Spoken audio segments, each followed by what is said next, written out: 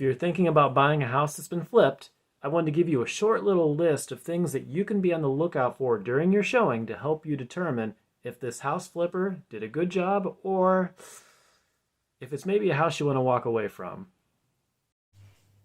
The first thing you should do, and this is going to sound a little strange, is make sure that your shower and tub actually turn on. Believe it or not, 20 to 30% of house flips I'm on, when I'm doing the inspection, I turn the water on in the shower and nothing comes out. Not even connected, or the water shutoff valves are off. That happens all the time. Then obviously that creates a problem because when I get to the inspection, we can't test the shower. So see if the shower's working, see if the tub's working, and if you can, see if you have hot water. A lot of times the hot and cold water are backwards, they have those lines switched, and that'll also kind of give you an indication of their level of competence as they're going through the home. The next thing that you need to be looking for are outlets that have been painted over. So look at the walls, and if the outlets are the same color, chances are they painted right over the outlets as they were painting the wall. And what that tells you is if they didn't take enough time to put a little piece of tape over that outlet as they were painting, there's probably a lot of other corners that they cut. That kind of gives you a level of understanding of the detail that they put into your home. Then, if the home that you're buying has a basement, go down there.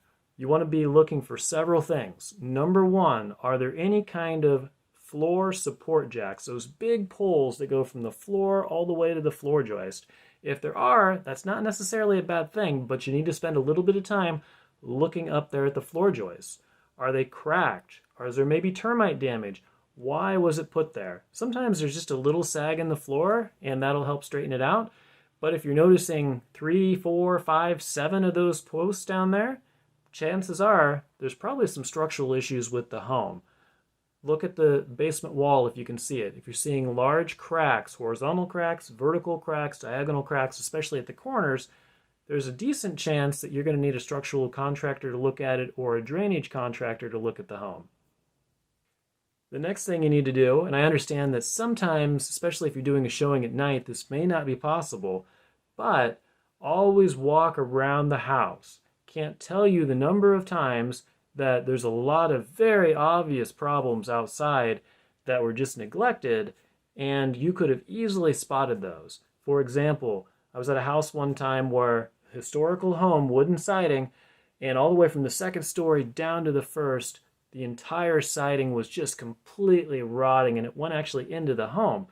Had the person who made an offer on the house taken 10 seconds, 20 seconds, walked around the house, they would have seen that. Also, you'll be able to see a lot of other things that they're doing. Are they just screwing your siding in with screws or nailing it in?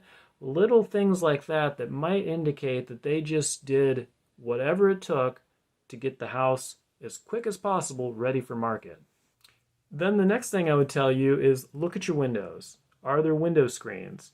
Do a spot check of the windows, see if they're opening.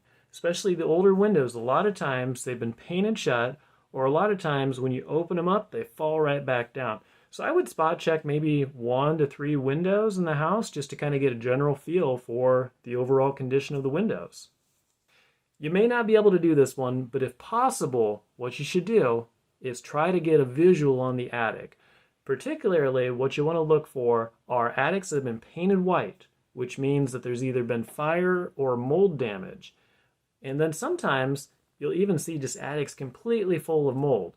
I realize that you may not be able to get into an attic during your home showing, but if there's easy access, you should definitely take a peek up there.